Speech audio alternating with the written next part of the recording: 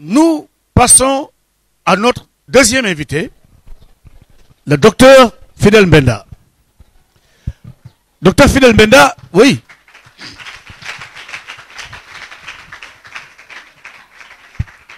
Docteur, merci d'être venu avec nous. Il est médecin, mais comme je vous l'ai dit, c'est une personne qui vit avec le sida et qui contribue beaucoup à la lutte parce qu'il passe à la télévision, il passe devant les journalistes et il leur explique ce que c'est que la maladie et ça permet de comprendre justement cette maladie. Docteur, bienvenue. Merci. Alors, docteur, première question, comment est-ce que vous vivez la maladie aujourd'hui? Je fais avec. J'ai le virus dans mon corps. Je fais avec. Je vis comme toute personne humaine. Je vis plutôt bien. Docteur, quand vous avez constaté, ou bien quand les médecins ont constaté que vous aviez le virus, qu'est-ce que ça a fait chez vous comme conséquence? Surtout que vous avez entendu parler de la maladie, vous êtes médecin, et vous savez le danger que ça représente pour la vie. Quelle a été votre première pensée, votre réaction? Ma première réaction a été une réaction négative. J'ai paniqué. Je me suis dit que d'ici 5 ans, je vais mourir. Ça sert à quoi de continuer à vivre? J'ai pris des médicaments pour me suicider. Dieu merci. J'avais rendez-vous aujourd'hui avec le lycée. Je pouvais Docteur pas mourir Chaouba. avant.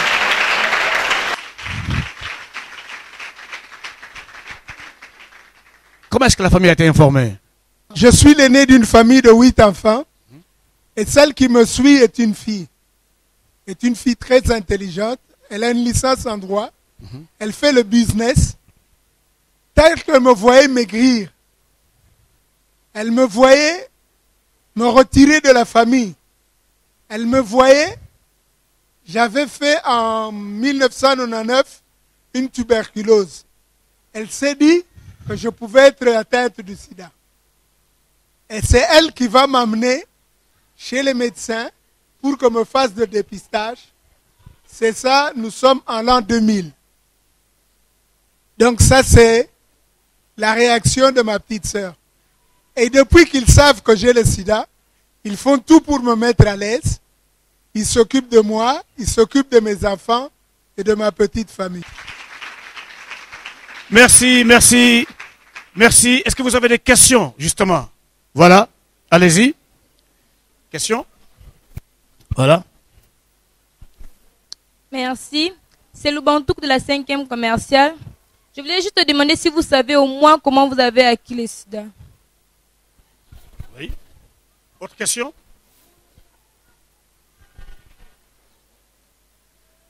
Merci. Je réponds au nom de Missa de la 5e commerciale.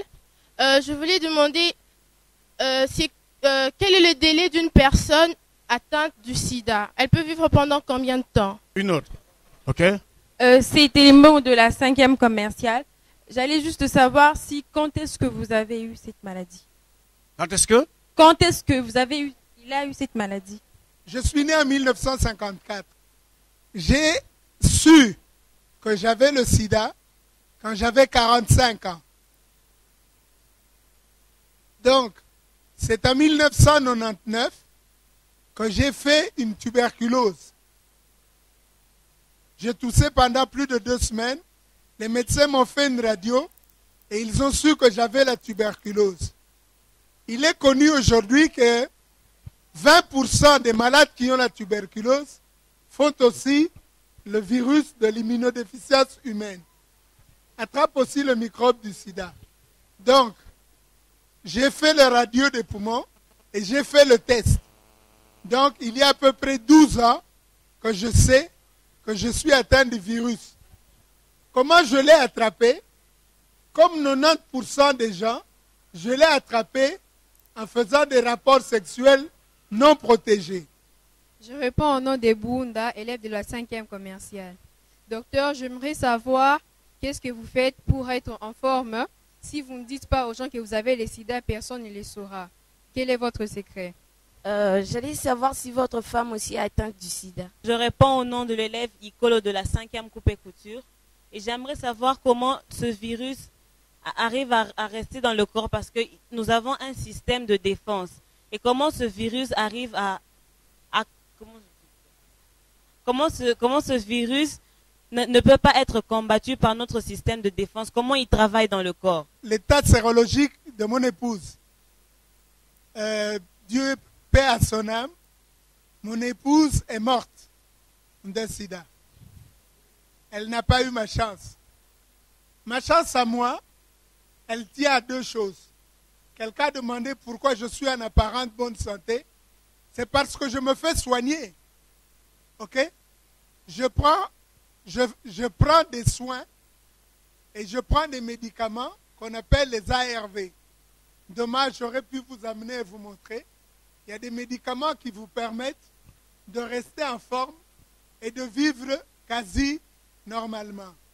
Une chose importante en dehors des médicaments, c'est l'amour des siens.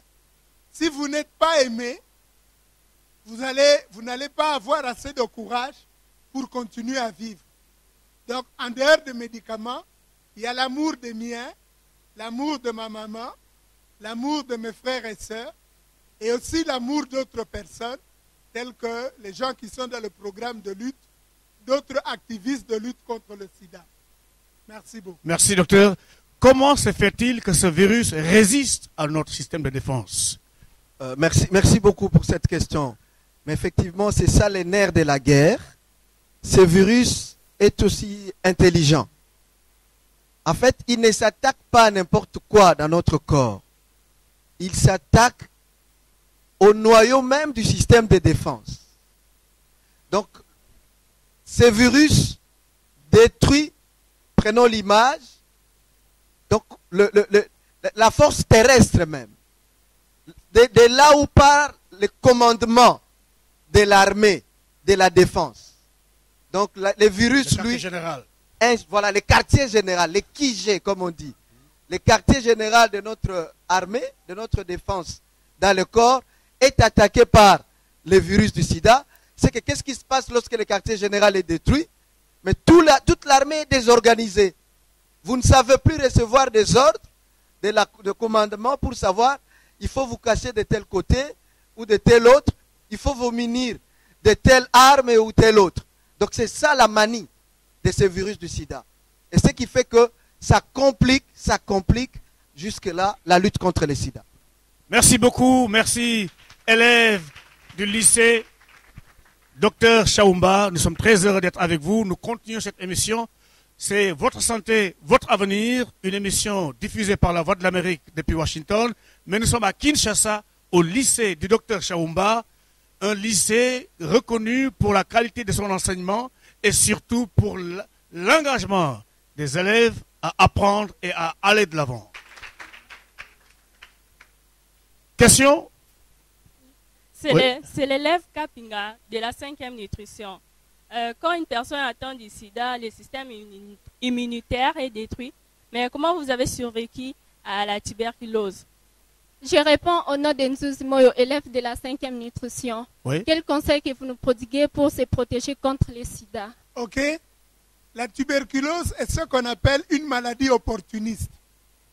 C'est une maladie qui profite de la faiblesse de votre armée pour envahir le pays. Quand le général Mobutu n'avait plus de militaires, le pays a été envahi. Ça se passe un peu comme ça avec le sida. La tuberculose est la première cause de décès des personnes vivant avec le virus. Dieu merci, il existe un traitement pour la tuberculose qui marche même chez les personnes qui ont le VIH. J'ai pris les médicaments pendant 9 mois et en dehors de ça, il faut bien sûr bien manger. Ok? Il faut être bien entouré. C'est comme ça que j'ai pu faire face à la tuberculose.